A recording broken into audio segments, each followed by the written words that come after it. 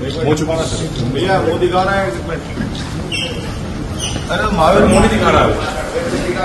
एक मिनट इसका मुंह दिखा। अरे तो उस टाइम देखा था महावीर ने। एक मिनट देखो सर, इसका चेहरा चेहरा चेहरा भैया एक मिनट वाइट लो वाइट।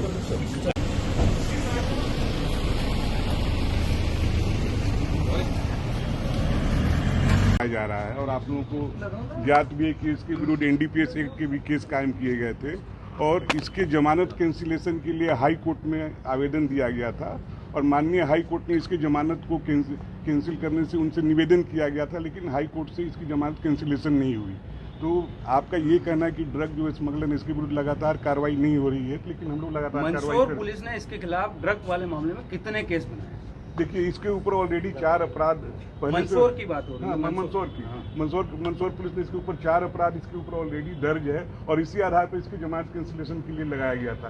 प्लस जो भी पूर्व में ग्वालियर पुलिस को भी सहयोग किया गया था, जो ये नॉर्थ ईस्ट से माल लाया था, उसमें भी इसको पकड़ा गया था। सोशल मीडिया में ये जानकारी आ रही है कि डिप्टी सीएम सहित बाकी सभी बीजेपी के नेताओं के लगातार ये संपर्क में था। इसके कारण कई बार पुलिस अधिकारी इसको ऊपर कार्रवाई करने या इसे पकड़ने में बचते थे और पूर्व में भी कुछ अधिकारी, जब ग्वालियर पुलिस मंदसौर पहुंची थी तो कुछ अधिकारियों को केवल घर बताना इतना महंगा पड़ गया था कि उनके खिलाफ कार्रवाई हो गई थी। इस मामले में क्या कहना चाहिए? देखिए, इसलिए मैंने बताया कि इस पर लगातार कार्रवाई की जा रही है और इसकी जमानत कैंसिलेशन के लिए हम न्यायालय तक गए थे। तो ऐसा ये नहीं कहा जा सकता इसके विरुद्ध कार्रवाई नहीं, इसके विरुद्ध लगातार कार्रवाई की जा रही है।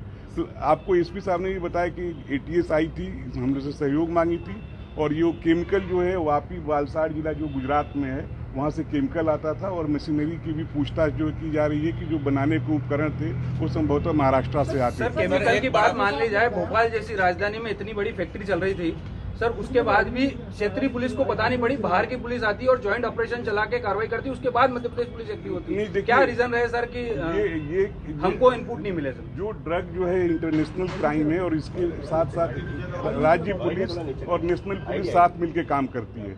एनसीबी भी लगातार काम कर रही है और इसी सिलसिले में 3-4 महीना पहले पूर्व में राजस्थान में भी फैक्ट्री पकड़ी गई थी और भी जगह फैक्ट्री पकड़ी गई है और उसी को आगे बढ़ाते हुए सभी के सहयोग से ये कार्रवाई की है। हरीश के साथ आपके कितने लोगों का नाम आया सर? आंकड़े में बताइए अगर आप नाम नहीं बता सकते। नहीं, हरीश के साथ हमें 4-5 मेन लोगों का नाम मिला, जिसमें एक प्रेम पाटीदार भी है और इसके अलावा राजस्थान के भी कुछ लोग हैं जिनके जो इसके सरगना टाइप के हैं, उनका भी जानकारी मिली है।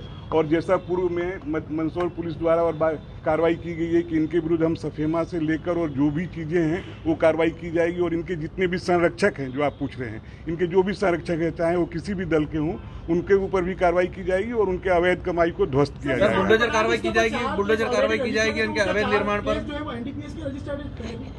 इसमें से कुछ केस एनडीपीएस के हैं, इसमें से 2 तो मुझे याद है कि 2 केस जो एनडीपीएस मंदसौर पुलिस नहीं किया सर? हाँ, दोनों मंदसौर सर। ग्वालियर पुलिस का भी एक मामला है सर, ग्वालियर पुलिस ने भी इसको और भी जानकारी ली जा रही है। रतलाम के बीजेपी नेता और पूर्व अध्यक्ष रहे विवेक बोरवाल का नाम भी आया और भी जानकारी ली जा रही है। और जो मैं आपको बताया कि किसी भी पार्टी के हों और जैसा कि प्रेम पाटीदार और इनके भी जो भी रिलेटिव हैं उनके विरुद्ध भी कार्रवाई की जाएगी, वो किसी भी पार्टी उनके विरुद्ध सख्त कार्रवाई की जाएगी। प्रेम पाटीदार कौन, इसकी प्रोफाइल क्या है सर? अब तक पुलिस ने क्या इन्वेस्टिगेशन? प्रेम पाटीदार के बारे में जानकारी ली जा रही है और इसका जो पॉलिटिकल एफिलिएशन है ये जैसी ही जानकारी लेगी आपको बताया जाएगा। सर, ये हरीश आंजना के ऊपर एटीएस ने प्रोसीडिंग की है, क्या इसमें हरीश आंजना ही कभी और भी लोग भी हैं इसमें? अभी और पूछताछ चल रही है और हम लोग जैसे सर अवैध संपत्ति जो कमाई इन्होंने तस्करी के जरिए, क्या इसको भी आप नष्ट करवाएंगे? हाँ, बिल्कुल। जैसे बताया गया कि इनके जो भी संरक्षक हैं उनके विरुद्ध कड़ी से कड़ी कार्रवाई की जाएगी। हरीश आंजना के अलावा पुलिस की गिरफ्त में अब तक इस मामले से जुड़े हुए कितने लोग हैं? नहीं, अभी कोई गिरफ्तारी नहीं हुई है। इसके आगे हम जैसे बताया गया कि प्रेम पाटीदार का नाम आया है और उसके जो 4-5 सहयोगी हैं जो पड़ोस के जिले के भी हैं, दूसरे स्टेट के हैं, तो उनके विरुद्ध भी कार्रवाई की जाएगी और आगे हम लोग भी। जो 5 आरोपी आप इससे जुड़े हुए बता रहे हैं सर, उसमें कितने मध्य प्रदेश के और कितने राजस्थान के? अभी एग्जैक्ट आपको मैं नहीं बता सकता हूँ, जैसे विवेचना आगे बढ़ेगी आपको बताया जाएगा। सर, एक बात पूछना चाहूँगा, इस पूरे मामले में राजनीतिक कहीं न कहीं इंटरफेयर होगा?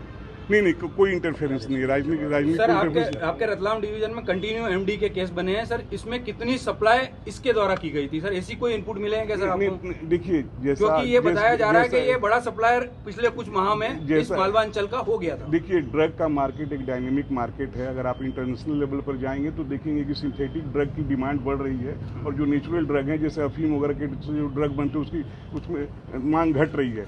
तो इसी आधार पर पुलिस भी लगातार कार्रवाई कर रही है और हम बाकी पुलिस से सहयोग लेके और जो भी ड्रग रैकेट इस मामले में कुछ पुलिस अधिकारी और जवानों के भी मिलीभगत होने की चर्चा है। आप अगर ऐसी पाई जाती तो क्या कार्रवाई करेंगे? मैं पहले बोला कि जिसकी भी मिली भगत रहेगी उसके विरुद्ध कार्रवाई की जाएगी। Thank you sir, thank you.